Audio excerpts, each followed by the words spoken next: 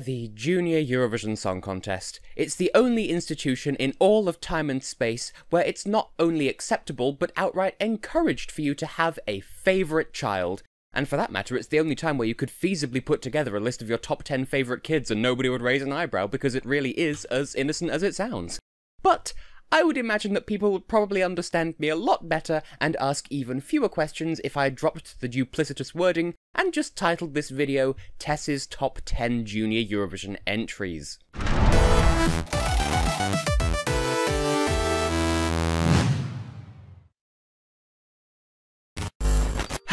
There, much less questionable. Hello everyone, I am Tessellating Hexagons, and we'll begin today with a little bit of a story. Once upon a time, somewhere in Europe, probably Switzerland, the almighty powers that be within the EBU decided that there should be a junior counterpart to Eurovision, or to use the oh-so-snappy name they'd come up with at the time, a Eurovision Song Contest for Children. No, really, that was the original name they'd come up with. Brilliant, I know. Well, technically, the actual origin story started with the Danish broadcaster Danmarks Radio, putting together a singing contest for Danish children in the year 2000, and then they did it again in 2001, and then they expanded it into a pan-Scandinavian affair in 2002 in the form of Melodi Grand Prix Nordic, and then the EBU noticed it and turned it into Junior Eurovision, which was held for the very first time in 2003 in the city of Copenhagen, since Denmark clearly already knew how to treat its performing children, ? Spin forwards 15 years to the present day, and one of them is still going strong with nearly the maximum capacity of participants taking part every year, while the other was canned in 2010 and hasn't returned since. And given Denmark's salty-ass attitude towards Junior Eurovision and its success, I think the right one survived, if you ask me. And so, over the years, nearly 230 different songs have taken to the Junior Eurovision stage as competitors, and amongst those, anyone who's watched even one edition of the contest is bound to have a few favourites. And that brings us to this video here, now, today, where I shall be disclosing to you lovely people exactly which my top 10 Junior Eurovision songs of all time just so happen to be. As is the case with all my top 10s though, we do have a few rules to establish first. Nothing too strenuous though. First off, kind of a no-brainer, but every entry that I consider for this list has to have participated and competed in a Junior Eurovision show in accordance with the rules of Junior Eurovision. Predictable enough, I'd like to think. Secondly, I'm basing my opinions primarily on the studio version of each song, above all else. Staging is all well and good, but I'm looking at song quality, in my opinion, here. And third, I shall impose the semi-arbitrary restriction of no more than one representative of any given country, with the exception of the number one spot, which can be a wildcard. It can ignore this rule entirely, just to add a bit of diversity and questionability to the list, or something, I don't know. And also, on the extra note that obviously this whole thing is just based on my opinion and nothing but, I propose that we start the countdown. Number 10. We'll begin our delve into my Junior Eurovision fanaticism by looking at a country with one hell of an unfortunate track record at the contest, and also probably the record for most 12th place finishes of all time. In this instance, while there is another song by this same country that I technically prefer on a musical level, there's one song from the former Yugoslav Republic of Macedonia that speaks to me both as a song and as an experience. Perhaps I'm overselling this one a little. I'm talking about Barbara Popovic, who came, predictably enough, 12th in the 2013 contest with Accrued i Muzika. The song tells the story of Barbara meeting a cute Dutch boy whilst on holiday at Lake Accrued, but she can't speak a word of Dutch and he doesn't know any Macedonian, so nothing really comes of the encounter. And so, I sort of love this song for the wrong reasons. I mean, sure, it's the sort of interesting story that would only ever be told at the junior contest, and it taught me just a tiny bit of Macedonian geography, but the real gem at the heart of this song is its composition. In all honest truth, I like this song so much because the instrumentation sounds almost mimetic to me on a personal level. It's like one step up from, say, like a default bass level tune that's programmed in as a default to like a synth keyboard or something. It literally just sounds like they booped a button on the Casio and like, oh look, there's our Junior Eurovision song. And yet, that sound texture, that kind of almost cheapness, playing with the constantly thumping beat, it really does make for a surprisingly memorable experience. Plus, there's something just so onomatopoeia-able about that main hook for several years after that song participated in the contest. It was like a thing of mine. Like, I wouldn't actually burst out singing it out loud, obviously, because that would be a strange thing to do. People would give me funny looks, and people give me funny looks anyway. But it stuck with me. Even now, a very good friend of mine still reminds me of it from time to time, and he actively does not care at all about Eurovision, so I'm flattered. Like fine wine, this whole package just gets more joy-inducing with age. Number 9. Truth be told, personally, I don't follow the individual national finals for the junior contest, and in fact, I only found out when I was doing a bit of background research for this video that supposedly there's a rule stipulating that all acts have to be chosen by a national final unless the country can provide a good reason for why they shouldn't. You know, like being so small that you're San Marino or Montenegro. Well, this song isn't really a counterexample to any of that anecdote whatsoever, but I did at least watch the national final performance when this song was chosen. I don't know why I remember it so clearly, but I did, and I distinctly remember thinking, it sounds like Ukraine might win with this one. Sure enough, later that year, 2012 by the way, tiny powerhouse Anastasia Petric, aged 10 at the time, rocketed to the top of the scoreboard with Nebo, setting records for both victory by the widest margin at the junior contest and largest percentage of 12 points received. 8 of the 11 countries that could vote for this gave this the maximum score. Just goes to show that I've been the ultimate clairvoyant longer than I give myself credit for. Tragically, this performance tends to be the go-to example that naysayers use to tear down the junior contest. "Oh, look how young she is," they cry. "Look at all that makeup. She must be so stressed. She clearly hates it." Never mind the fact that she participated by choice and had one hell of a fun time doing it, even discounting the fact that she won, and so profoundly at that. And so, through no fault of anyone but myself and my arbitrary reasoning, it seems as though every time I do a Eurovision-related top 10, there just has to be a Ukrainian winner in there somewhere. Hey, I can't help it if they're really good at proving my various points. And cliché though this may well sound, with a voice like hers and a performance like that, Miss Petric proved to all of Europe quite convincingly that big things really can come in very tiny packages. Number 8. Now, let's spin back to the dim and distant, wild and woolly year of 2004, where the contest was still in its, infancy. A record 18 countries took part, a number that has never been achieved since. And to think, it was all the fault of France and Switzerland just being a little bit curious and taking part on a whim and then vanishing 1 year later. As it happens though, this song has absolutely nothing to do with either of them. I'll be honest, I do miss the idea of the UK taking part in Junior Eurovision, but knowing the broadcasters on offer in this country, I doubt they'd get it and do well anyway. Compare and contrast Corey Spedding, meanwhile, and her song The Best Is Yet to Come. Ironically, of the UK's 3 junior competitors, she placed the highest, coming second overall. I really shouldn't like the song as much as I do, in all honesty, because it doesn't tick many of the boxes that I usually hold Eurovision songs against when determining their quality, and yet, here we are. According to Corey herself, the song was written from something of a cynical place in herself, and that's not to say that the song is meant sarcastically by any means, because it isn't. Rather, she wrote the song on the understanding that Eurovision is just all about sending mindless drivel about peace, and so that's what she wrote, and irksomely it nearly worked.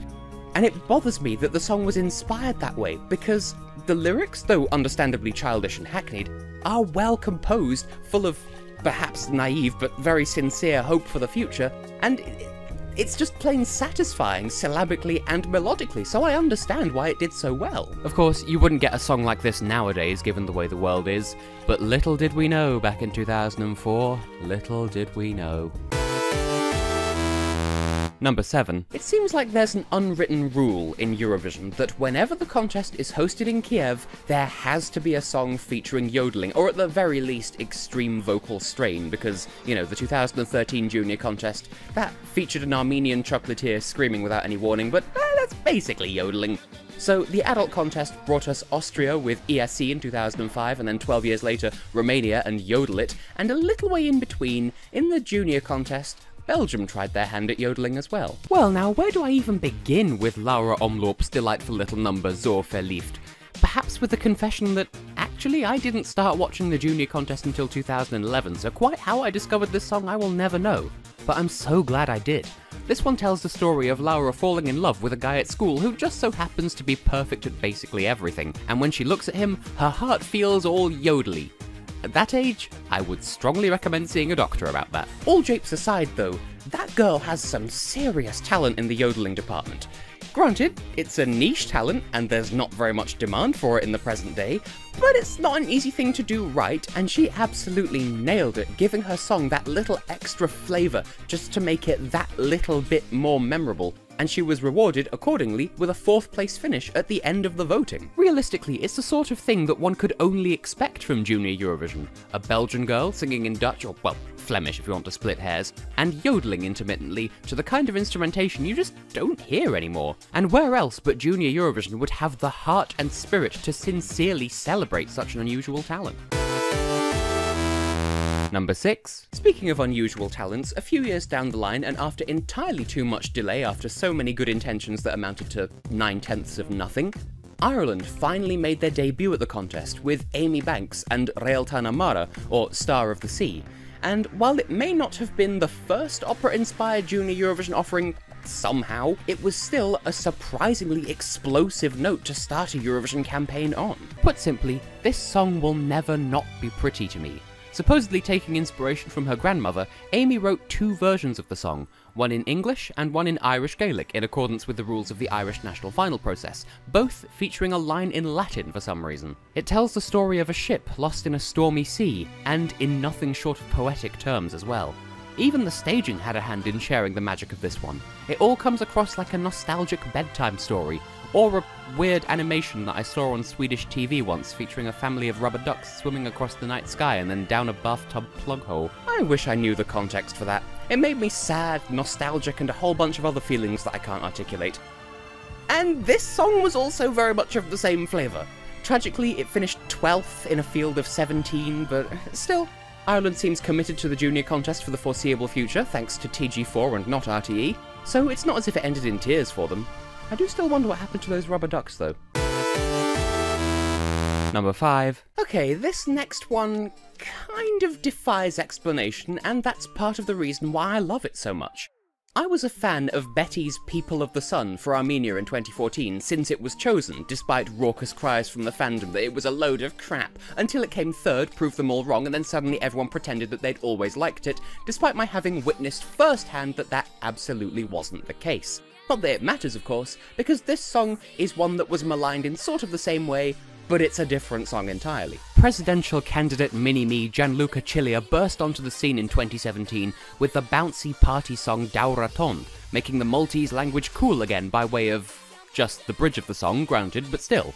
And this song was raked over the coals because people thought it plagiarised People of the Sun. Unsurprisingly, it didn't, because Eurovision fans are psychopaths who can't tell the difference between musical similarity and musical theft, but the kids of Europe embraced this song with open arms, and I'm so very glad they did, because this song is so fun. True, it finished a disappointing 9th out of 16, ending a run of what had erstwhile been impressive scores for Malta, but still. If nothing else, this song brought about one of the finest butchered translations I've ever seen in all of Eurovision history. One website, in its attempts to translate the bridge of the refrain, came back with "Turns Durella ribbon jump, velvet bow, a boyfriend, the bee turn on the hunter roof, when it reaches under the tunnel, doing a little move." I mean, what do I even say to that? I mean, no, really, I don't have a funny reaction or anything. How am I supposed to follow that up with anything? Number 4. Perhaps my only option is to take the high road. The very high road. The mountain path. Look, the punchline here is that it wouldn't be a Tess video without at least some mention of San Soon Moon Marino. So let's look at how they ended their Junior Eurovision campaign with quite the bang, borrowing Russian singer Kamila Ismailova in the hopes of shattering some records with Mirror. While it was regarded at the time, and by some even since, as San Marino's strongest Eurovision entry of any kind ever, something got lost between her overall stage design and her slightly shaky live performance. She still earned San Marino's first ever out loud 12 points, which I've gushed about in a previous Patreon video, but at 36 points when all was said and done, that still only translated to 13th out of 17, and on that note, San Marino closed the book on Junior Eurovision for good. At least for the moment. While I'd like to think that with the financial success of 1 in 360, SMRTV is starting to get truly energized about Eurovision again, I do wonder if they'll ever consider a return to the junior contest. Well, if they don't, they could do a lot worse for final entries, I suppose. And hey, since both Michele Perniola and Anita Simoncini ended up graduating to adult Eurovision after representing San Marino at the junior contest, maybe Camilla will make a return in the near future as well. It wouldn't be the strangest move the broadcaster has ever chosen to make. Number 3. So, this next one is another song where I have absolutely no idea how I found out about it, because it comes to us from 2010, which is just 1 year outside of my remit. And, in fact, it comes from a country that I didn't think was even capable of this kind of music. Not out of inability, obviously, but just, since when has Russia been famous for its roaring 20s jazz? Okay, that might not be the perfect analysis of the genre of Boy and Girl by Sasha Lazin and Lisa Drozd, but you must see my point, surely. It's such an out-there combination of style, and there's plenty of style to go around, by the way, and a country that you just really wouldn't think to associate with this sort of thing. Well, whatever the case may be, Russia absolutely made this work, taking home 2nd place on the night and a 3rd place finish on my list of all-time favourite Junior Eurovision songs. Truth be told, I've read through the lyrics of this song multiple times on many different occasions, and the story of it still never sticks in my head. So they're just friends? Long-term friends? Is there meant to be a romantic subplot that I'm just not reading here? I think there's a table involved in there somewhere. I don't know, I don't speak Russian. But even without properly understanding the song, the live performance makes it fairly obvious, or so I'd like to think, that this song involves a boy, a girl, and a completely innocent fun time, and that's nice. And, once again, something that only seems to happen in the junior contest. For that matter, there aren't enough songs of this genre around today anyway, so never mind the message, why hasn't anyone brought this style of song back yet? Number 2. I think at this point in the list we are straying into territory where if you know me, then it's really easy to predict how this list is going to end. For my number 2 Junior Eurovision song of all time, we don't need to look very far back in time. In fact, it was just 2 years ago, in a disappointingly undersized studio in Malta, that Europe saw Klesta Chehaya take to the stage for Albania to show us just what a revamp could do. It may sound like I've raved about Besoj every day since it was chosen right at the start of the 2016 Junior Eurovision season, but well, I've always enjoyed this song, and that enjoyment only skyrocketed when they released the revamp a few months later.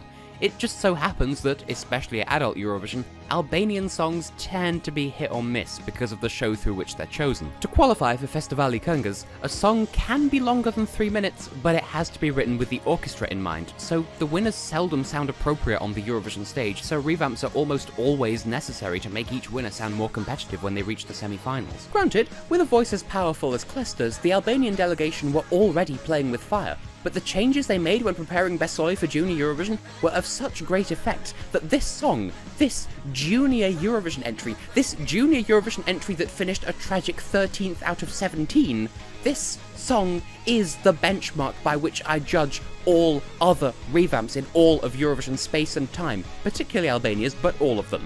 So, when your song becomes the goal to aspire to even in the adult contest, you know you've done something very right indeed. I mean, I do question the choice of bringing in English lyrics, but hey, other than that, bravissima, Miss Chehaya. You're a credit to your country's Eurovision history, and Eurovision history as a whole.